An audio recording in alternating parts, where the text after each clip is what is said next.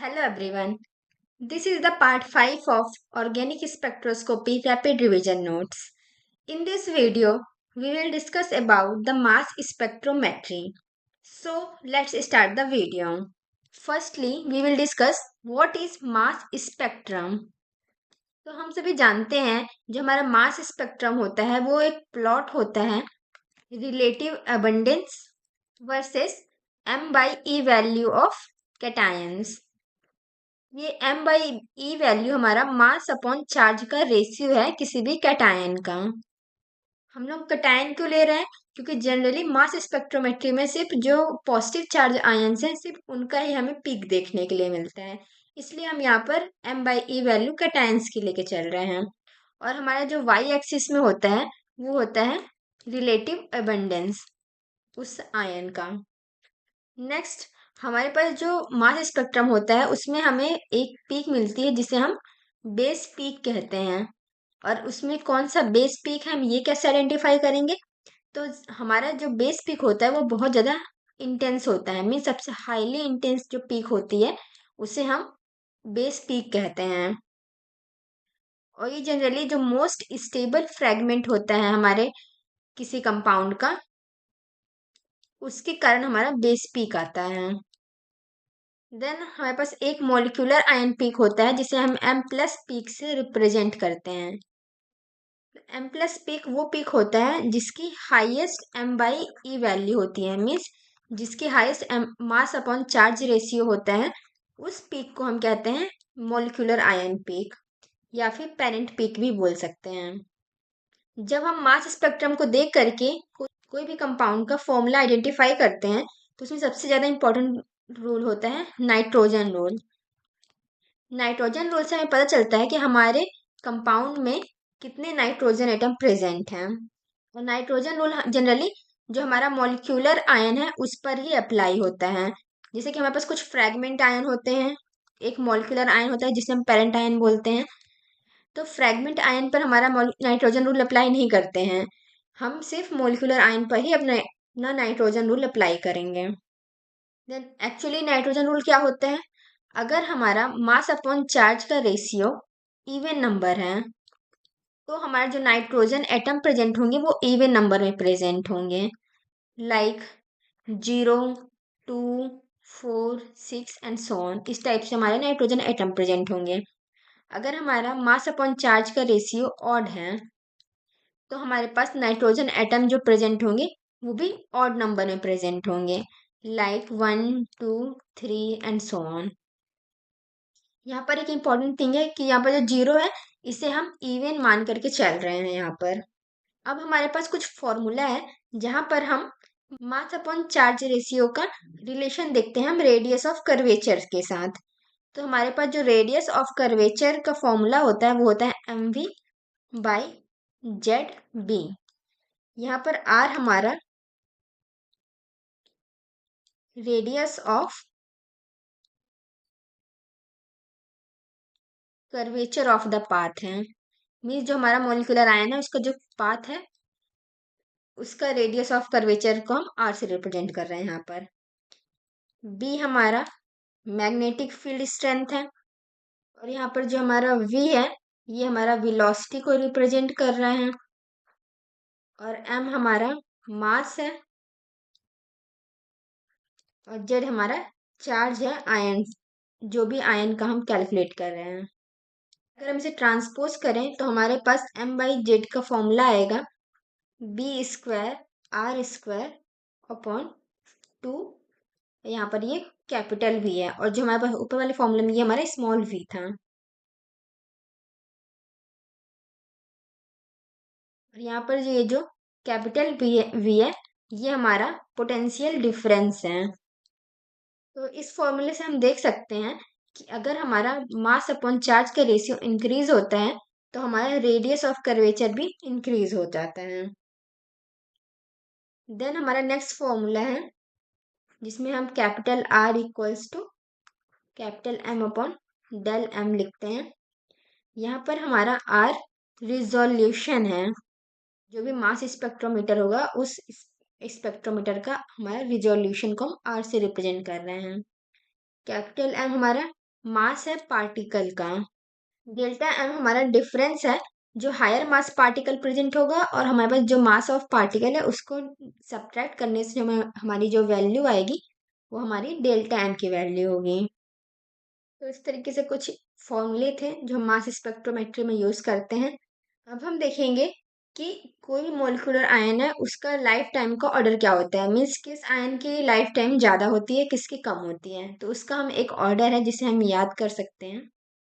ये हमारा decreasing order में ऑर्डर है, मीन्स जो ऊपर कंपाउंड लिखूंगी मैं, मीन्स जो ऊपर कंपाउंड होंगे उनकी लाइफ टाइम ज़्यादा होगी और जैसे जैसे नीचे जाएंगे हम उसकी लाइफ टाइम कम होती जाएगी। तो सबसे पहले हैं एरोमेटिक कंपाउंड्स, जिनकी सबसे ज़्यादा लाइफ टाइम होती है क्योंकि वो कॉन्जुगेटेड सिस्टम है।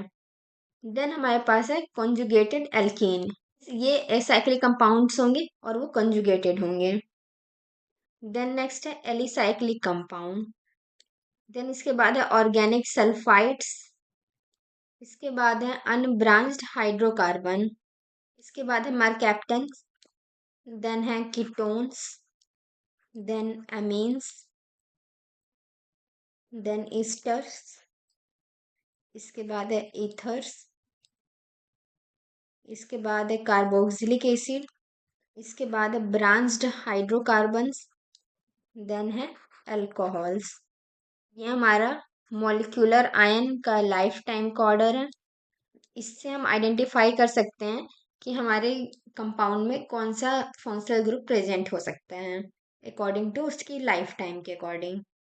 देन नेक्स्ट है हम कुछ फ्रेगमेंटेशन प्रोसेस देखेंगे कि हमारा फ्रेगमेंटेशन किसी भी मॉलिक्यूलर आयन का किस टाइप से होता है। तो सबसे पहला रूल है स्टीवेंसन्स रूल। अकॉर्डिंग टू स्टीवेंसन्स रूल ये कहते हैं कि जो मोस्ट स्टेबल फ्रेगमेंट होगा वो उसके उसके फॉर्म होने की प्रोबेबिलिटी सबसे ज़्यादा होगी, जिसका हम ऑर्डर लिख सकते हैं। जो कि सबसे डिफिकल्ट होगा मिथाइल कटायन फॉर्मेशन। देन उसके बाद है 1 डिग्री कार्बोकटायन। देन उससे ज़्यादा है हमारा 2 डिग्री कार्बोकटायन का। देन उसके बाद है 3 डिग्री कार्बोकटायन। मीन्स जो 3 डिग्री कार्बोकटायन है वो इजीली फॉर्म हो सकता है as compare to 1 degree carbocation. Then हमारे पास है अगर कोई डबल बॉन्ड प्रेजेंट है मीन्स कॉन्जुगेटेड कंपाउंड है, तो हमारा पॉजिटिव चार्ज स्टेबल होगा, इस कारण से इसका ज़्यादा होगा हमारे 3 डिग्री कार्बोकटायन से।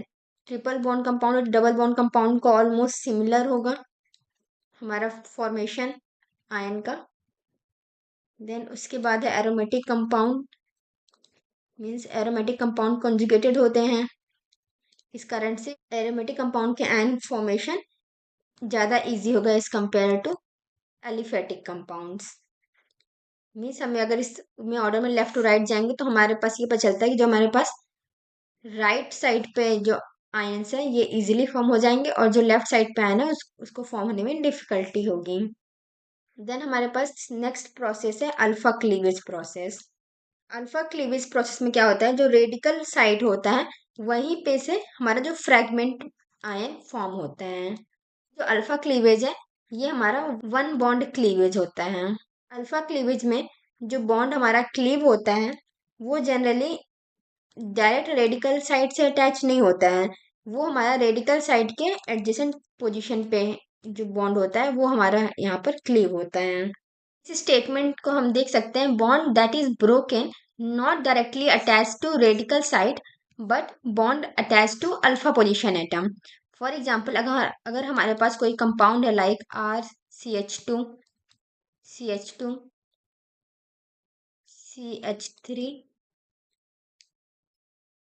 CH2OH, तो फॉर एग्जाम्पल अगर हमारे पास जो रेडिकल है यहाँ पर इस CH2 में प्रेजेंट है तो हमारे पास ये कार्बन अल्फा होगा, ये हमारा बीटा होगा। तो हमारा जो अल्फा से अटैच कार्बन है ये वाला बॉन्ड हमारा ब्रेक होगा, जो अल्फा और बीटा के बीच में बॉन्ड है, ना कि जो डायरेक्टली रेडिकल साइड से प्रेजेंट है।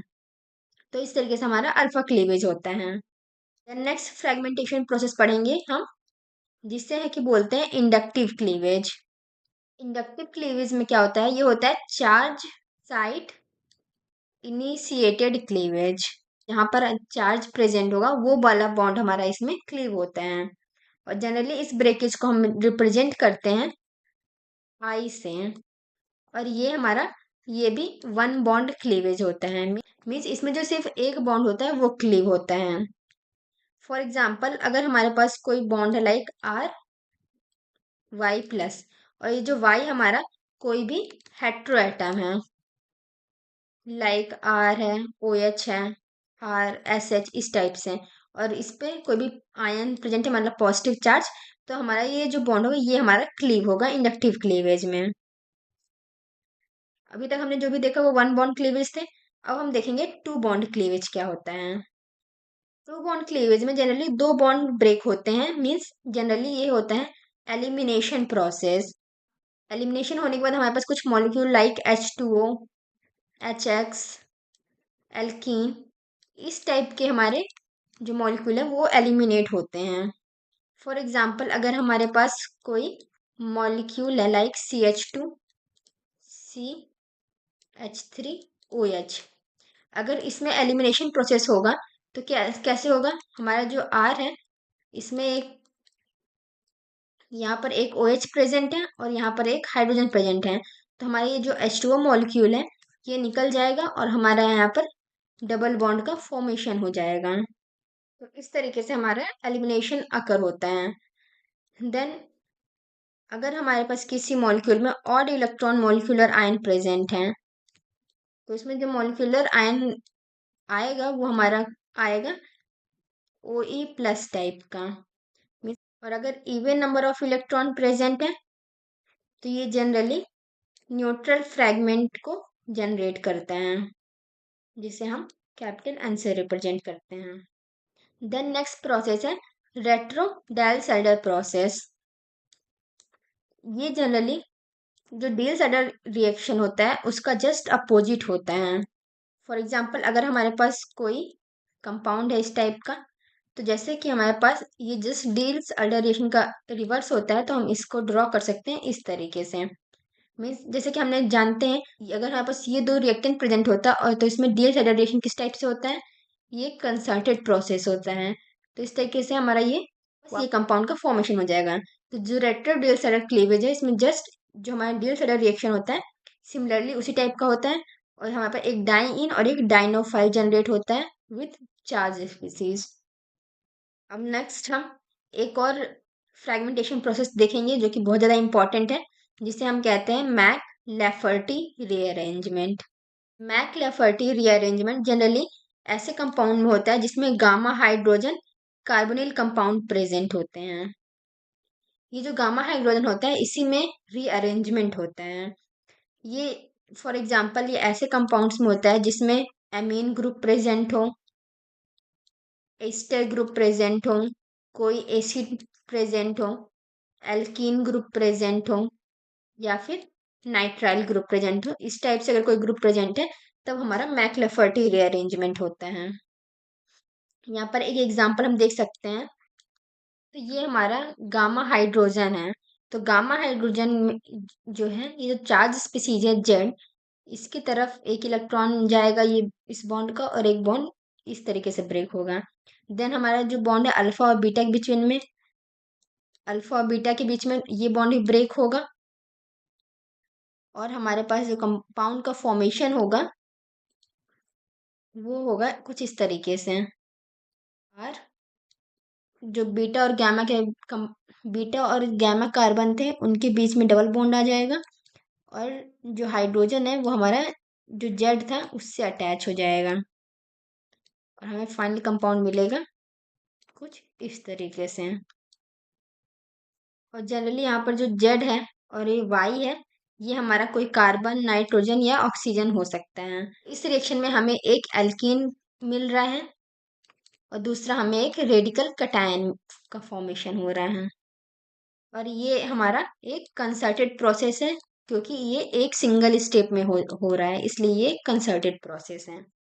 तो इस वीडियो को हम यहीं पर एंड करते हैं, और नेक्स्ट वीडियो में हम फ्रेगमेंटेशन पैटर्न देखेंगे और कैसे हम किसी मास स्पेक्ट्रम को एनालाइज करते हैं हम नेक्स्ट वीडियो में सीखेंगे। So thank you for watching this video.